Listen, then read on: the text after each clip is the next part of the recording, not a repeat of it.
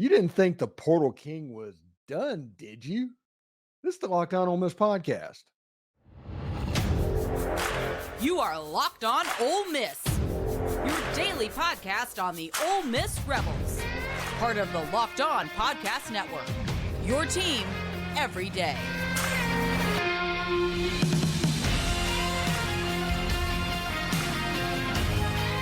Hi, I'm Stephen Willis, a former staff member at Ole Miss and a 10-year veteran of the national media with Yahoo Sports. I was also at WSMV for a little bit as well. Today on the show, we tell you about a couple more visits that are coming to Ole Miss's campus after a couple more players committed on a visit this past Friday. Plus, we'll talk about what happened in Auburn Saturday and why we probably shouldn't overreact to that, even though that's not in the nature of fanhood. As I mentioned, I'm Stephen Willis, and this is the Locked On Ole Miss podcast, your daily podcast on the Ole Miss Rebels, part of the Locked On Podcast Network, your team every single day. We're free and available on all the podcast apps and YouTube. Thanks for making us, Locked On Ole Miss, your first listen every day, and a special load of the everydayers who make the show what it is. Also, Tuesday, 5:30 Eastern to about 7 o'clock Eastern, I will be at the Brass Tap in Lakeland, Florida, meeting up with a couple of fans. If you're in the area and you want to stop by, you're more than welcome to do so as well. But that is just something, just kind of a meet and greet to some fans and having a beer and talking Ole Miss football. So that's about 5:30 to 7 o'clock Eastern in Lakeland, Florida. And I realize how few people are probably Ole Miss fans in Lakeland, Florida. But I did want to point that out and give people the opportunity if they're in the area. Today's episode is brought to you by FanDuel. Make every moment more. Right now, new customers get $150 in bonus bets guaranteed when you place a $5 bet. Visit FanDuel.com/lockedon to get started. All right. Ole Miss has a couple of more major visitors coming into campus. In fact, I've heard reports that they're here now. I think David Johnson and 24/7 and Zach Berry have said there's a chance they were coming in Sunday night. But just in case, I'll just say that they're expected on campus. And this is interesting because they're upgrade pieces and everybody freaks out. And we did the thing on Friday where we talked about how Ole Miss fans probably need to start thinking about the transfer portal as a roster building process instead of a pass-fail type event, because it always happens. Whenever you lose a player and you replace a player with equal or more or lesser value, however, like that, it always looks a little bit different. And that's just because it's just not over. It's kind of the equivalent of, like I said, people getting upset in the second and third quarter about the potential rush of a result of a game. But Nate Kalepo, I think it's Kalepo, it could be Kalepo. I'm not sure about the pronunciation at this point. And B.J. Green is due on campus. Now, both of those players have ties to the University of Washington. And I've talked about over the past few weeks that towards the end of the transfer portal, this is where the Ole Miss advantage kind of starts. We'll start with Nate Kalepo. And we'll pronounce that. If I get that incorrect, I'm sorry, Nate, in listening to the show. Both these players have ties to Washington. Nate Kalepo is coming to Ole Miss straight from Miami. And just so Ole Miss fans know about it, apparently Ohio State's trying really hard to get him as well. So it all depends on if Ole Miss can get him to commit on his visit, because I've seen different reports. If he gets out of Miami, that's a good thing for Ole Miss. And if you look at Nate's Instagram followers, like the last 7 or 8 of them have been Ole Miss football players. So you would think that would be pretty good. He's a 6'6", 330-pound offensive guard, just like the offensive lineman that Ole Miss recruits. And in this RPO type system, he would do a good job. He lined up on the Washington offensive line that only gave up 12 sacks over the entirety of the football season. And Nate did a fantastic job on his guard position. He played right guard once. The rest of the time, he played left guard. He would be a direct replacement for Quincy McGee. Honestly, potentially an upgrade, even though Quincy McGee played pretty well. And you can look at the Ole Miss offensive line as it sits. After this, you would have Jeremy James, you would have Caleb Warren, you would have Micah Pettis, Jaden Williams, those mainstays that we all know about. Eli Ackers returning back. the depth and deepness of the room. They're really excited about Bryson Sanders and Preston Cushman. And then you look at the new players that Ole Miss has recruited. Diego Pounds, a left tackle. Lance Hurd's probably at Tennessee right now because of Diego Pounds, because depending on who you visit or you're listening to, Lance Hurd wanted assurances going into the season, and Ole Miss just isn't at a point where they can do that. They're honestly too good of a program at this point. So it just worked out that way. You end up with Diego Pounds. You have Jerquan Scott, the swing offensive lineman out of Southern Miss that has played some guard, played some tackle as well. And if they can land Nate Kalepo, you have the potential for the deepest offensive line that Ole Miss has had since Lane Kiffin has been at Ole Miss. Potentially well before that. We're talking 7, 8, 9 players deep on a unit that doesn't substitute that much because of tempo. But Nate Kalepo has a chance to be a major upgrade on the offensive line. We all talk about why it's important to get that body type into the offense because of what they do RPO-wise to help in the pass protection game, and those guys can be road graders in the run game as well. When you look at needs that Ole Miss had, offensive line and specifically interior offensive line is probably one of the more pressing ones, especially after cornerback kind of got addressed on Friday. We'll talk about that the next segment. And potentially in defensive end, as Ole Miss was looking to 1-for-1 a Tyler Barron type player, and we'll talk about B.J. Green in just a second. But you can see, other than running back, which, with Logan Diggs, it's not a dire type situation. I would like to see some depth be brought in, but that's about it. It's more of a want thing. It's more of a general fan thing of wanting more, but the offensive line has a chance to be set. After Nate Kalepo, everything will be set on that offensive line. They'll be ready to go for next year, and you'd have spring practice and all of that going on. You can be very excited about what's happening on that side of the ball. Now, on the 1-for-1 with Tyler Barron is B.J. Green. Now, B.J. Green was kind of the guy that was earmarked that you thought was going to be the guy back in December before Tyler Barron committed. Once they got Tyler Barron, he was the first one in. It was not an either or thing. It was just like musical chairs. Once you have one of these three names commit, you're going to take care of that. And the way it went, I'm not exactly happy about the timing of it. But if Ole Miss gets B.J. Green, I'll be happy about the result of it. Because Ole Miss kind of lucked out in a situation to where B.J. committed from Arizona State to Washington, was getting ready to enroll with the Huskies. And then Kellen DeBoer went to Alabama, which opened up the 30-day window and made it to where people committing in didn't necessarily have to do that. So that gave Ole Miss a second bite at apple with who I think personally was potentially their number one choice all along in that position. But in the name of the transfer portal, it's the weirdest thing. A bird in the hand is better than two in the bush. So you want the commit, you want that done. If you need a defensive end, you have a roster of 3 or 4 names. The first one that commits off of those 3 or 4 names, you're done, because you want to get them done as quickly as possible. And like I said, this might just work out with B.J. Green. You're talking about somebody that doesn't have the most length in the world. Honestly, it reminds me a little bit of Isaac Ukwu, but he's explosive. He's a guy that can be like a 6'1", 6'2" end that you've seen wreak havoc over the years, to where he can cause problems for the other team. And especially when you have Princely Amonmiel and you have Jared Ivey, those guys, and on the interior of the defensive line, J.J. Pegues, Walter Nolan, those players, Xavion Harris.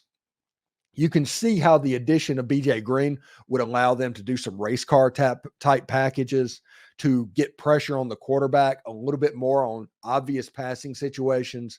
And I'm excited about exactly what he would bring to the Ole Miss defense. I think he is a perfect addition for Ole Miss on the defensive line. He's not Princely Amonmiel. He's not that guy. He is a different skill set Jared Ivey. And it will allow on third downs, like those NASCAR packages, moving Jared Ivey down to the 3 technique, putting in B.J. Green, and then essentially dropping 8, just rushing 3, and those guys being able to get home. I'm interested to see how something like that could happen, because I do understand Pete Golding is from the Nick Saban system. He is all about matching up players, and they're going to do different things depending on who they're playing. I am really fired up about the prospect of both of these players. Now, like I said, Nate Kalepo, you have Miami that he visited this weekend. He's supposedly going to visit Ole Miss for a couple days, and then we don't know what's going to happen after that. I think the plan and what Ole Miss is going to want is to try and close this down. Okay? I think that is the case. And if they can do that, more power to them. Ohio State has decided they're willing to be big payers and big players in the NIL space. So we'll see exactly how that goes. We saw Judkins and Caleb Downs and Julian Sayin and all those guys going to Ohio State. I would seriously look at Nate Kalepo and Ohio State as a potential threat, even though you may not hear that name, because I do see on social media there's a little bit of a campaign going. So I don't know what's going to happen. Let's just hope that Ole Miss can kind of close it down. And the same thing goes for B.J. Green. Really good football player that has a chance to be really dynamic in Ole Miss's defense over the next season. Should be really good indeed. Anyway, thanks again for making the Locked On Ole Miss podcast your first listen of the day, and we are just getting started. Ole Miss grabbed 2 corners Friday in the portal to make that room pretty good, and we'll tell you why. The NFL regular season has wrapped up, and they're in the playoffs now, but there's still time to get in on the action with FanDuel. It's America's #1 sports book. Right now, new customers can get $150 in bonus bets guaranteed when you place a $5 bet. That's $150 in bonus bets, win or lose. The app is so easy to use, and there are so many different ways to bet, like same game parlays. Pick 3 different bets inside the same game. You can build that parlay in the app. They also have the new Explore tabs to where you can find unique bets that maybe you're not thinking of. Maybe you have problems with creativity and stuff like that, like I do. Or you can go to the Parlay Hub, which is a similar type thing where you can find the best possible parlays for you can decide how to build those. Really cool stuff and many, many, many more things. So visit FanDuel.com/lockedon to make your first bet a layup. FanDuel, an official partner of the NFL. Locked On has launched the first ever national sports 24/7 channel on YouTube. Locked On Sports Today is here for you 24/7, covering the top sports stories of the day with the local experts of Locked On, plus the national shows that cover every league. Go to Locked On Sports Today on YouTube and subscribe to the first ever national sports 24/7 streaming channel. All right, so we talked about what's coming Monday and Tuesday and what to look forward to, but Friday was also a big day for the Ole Miss Rebels. Ole Miss got a commitment from Trey Amos and Brandon Turnage.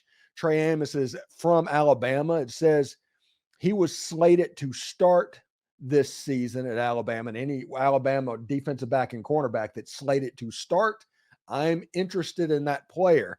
But him going to Ole Miss for his one and done year is going to be pretty impressive. Now, Amos started out his career at the University of Louisiana and developed a reputation of being a really good player. He hopped in the portal, got to go play for Nick Saban.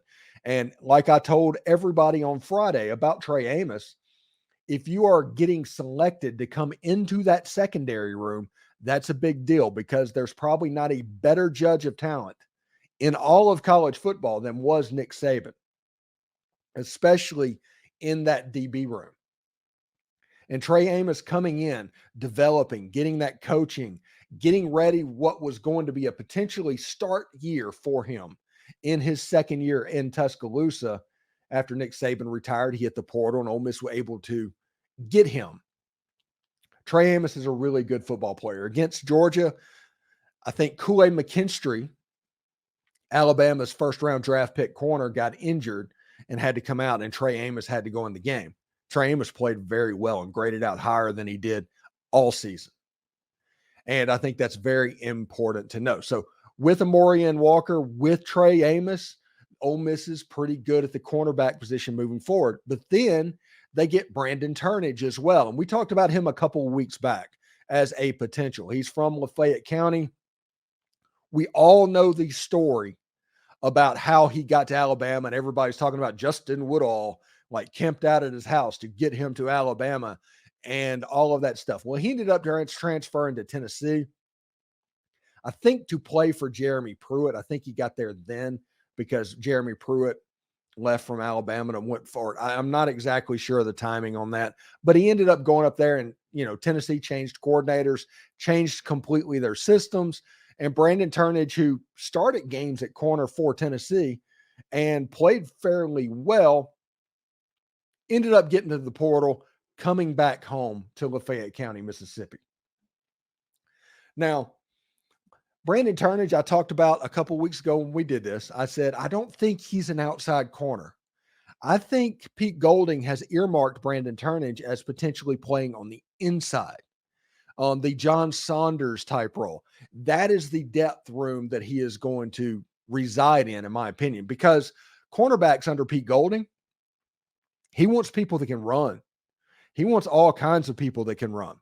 And if you can't, you're not going to play on the outside. You're going to get moved to the inside. It's what happened with John Saunders. And I'm not dogging John Saunders on that. John Saunders is actually excellent for that with the length and the athleticism that he does have. He can provide a little bit of a matchup problem for better tight ends, better big wide receivers, especially in this age when flex tight ends and large wide receivers kind of dominate the inside part of the field.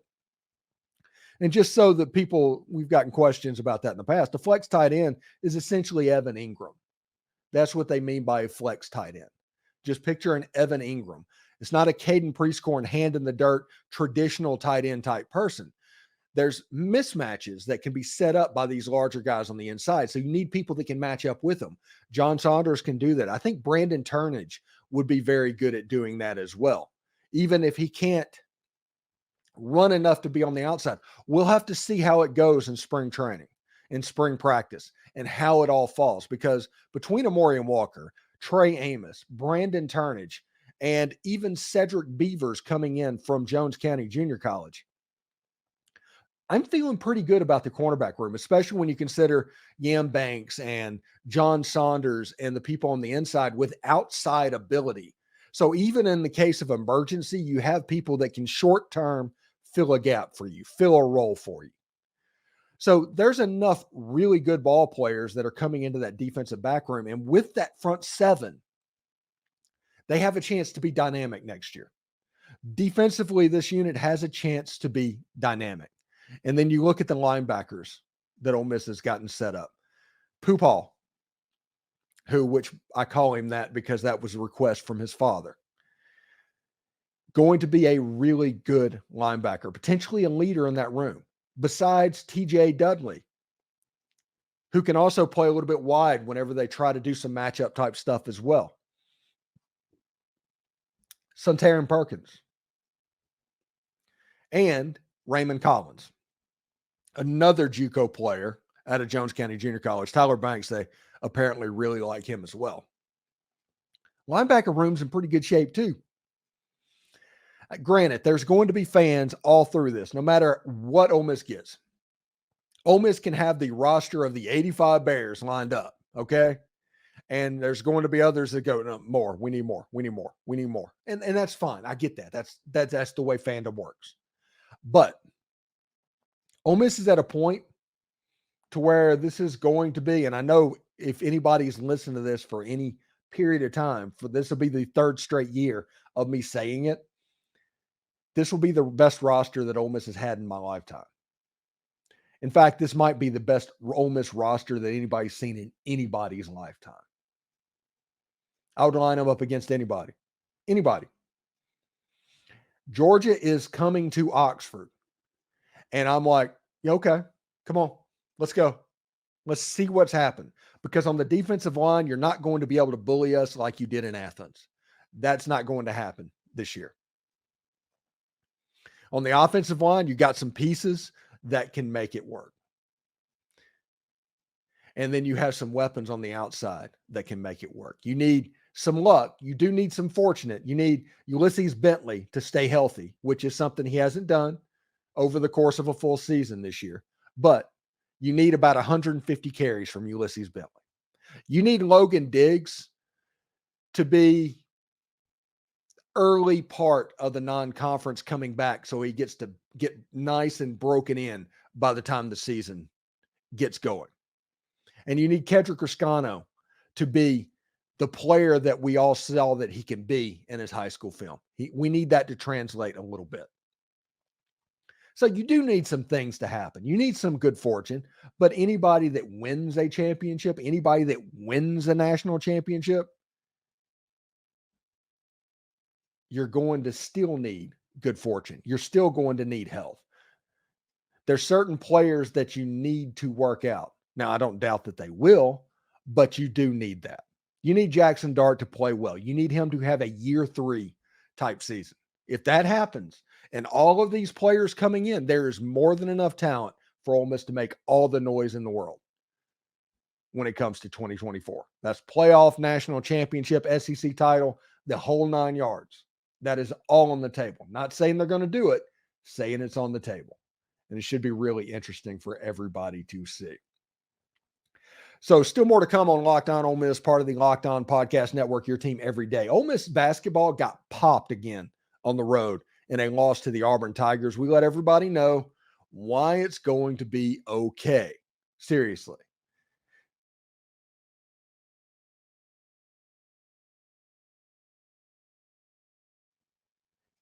All right. Thanks again for making the Locked On Ole Miss podcast your first listen every day. And shout out to the everydayers. Locked On has launched the first ever national sports 24/7 streaming channel on YouTube.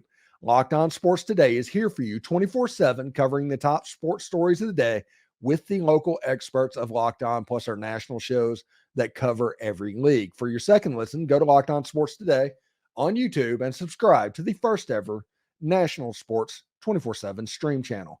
Be part of history. All right, Ole Miss played Auburn on Saturday. Now, Ole Miss had an 0-2 week last week, and I would contend that everybody freaking out, which they are after an 0-2 week, the LSU loss is worse than the Auburn loss. I don't care about the number of points. I do not care about the score, and nobody at the end of the year is going to care about the score. But Ole Miss has played probably the 2 best teams in the Southeastern Conference. Maybe Kentucky has an argument to be in there where it's a 3-team thing on the road, and they got popped in both of those games.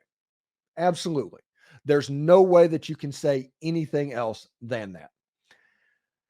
Ole Miss lost to Auburn 82-59. Now, if you look at the stats, Auburn shot 58%. Unbelievably. This is almost payback for what Ole Miss did to Florida, if you think about it. Ole Miss leading scorer had 10 points. They did not shoot from the outside particularly well. They were 4-17. Auburn was about 50% from the 3-point line as well. Turnovers were about even. Rebounds were about even. And Auburn actually fouled more than Ole Miss. I think the problem for Ole Miss in this game was a little bit, and I was worried about this as the week went on. I think Alan Flanagan was just too hyped for this football game. And everybody talks about what he's going, and fans are going to blame somebody and all of that stuff. And I get all that. That's just all more perspectives, and they're all good perspectives, honestly. But I think that Alan Flanagan was so worked up for the Auburn game. I think he was looking forward to going back to Auburn with his father, Wes Flanagan, for the game, that it affected the way he played against LSU. And that was probably the more important of the 2 games. The Auburn game was an opportunity. The LSU game was more of a, hey, we need to get this one. Because I've talked to everybody and said, hey, the goal for Ole Miss basketball this year is like 9-9 in the conference. You're not going to the Final Four. You're not winning the national championship. You're not winning the SEC title. You're not doing those things. You're trying to build a base for a good program that can be developed. Honestly, you're like 2017 Auburn in basketball right now, whatever Bruce Pearl's first year was, before they made their big run. You're trying to get everything in place to make that run happen. And there's steps that have to be followed. And I get that different teams can happen and there's certain players coming in, and Ole Miss is light years better than they were a year ago. They just are. I think anybody will say that, but there's still a process that Ole Miss is going to have to go to get to the level that we all want Ole Miss to be. I think 9-9 is a really good goal for Ole Miss basketball in the SEC this year. Wins over like Missouri and Mississippi State and Georgia. There's some middle teams that Ole Miss can absolutely get. Now, some good ones. Don't get me wrong. There's a lot of really good basketball teams in the SEC, but there's only about 3 Auburns and Tennessee and Kentucky's. The Alabama game's going to be tough as well. The Arkansas game is going to be tough. There's athletes. There's good teams in this league, but they're gettable. And Ole Miss needs to figure out a way to take care of those teams at home. Ole Miss needs to maximize their home record. Ole Miss has played 5 SEC games so far this season. They've won both theirs that they played at home, and they've lost all 3 of those that they played on the road. There's a narrative that is developing between Ole Miss and home and the road.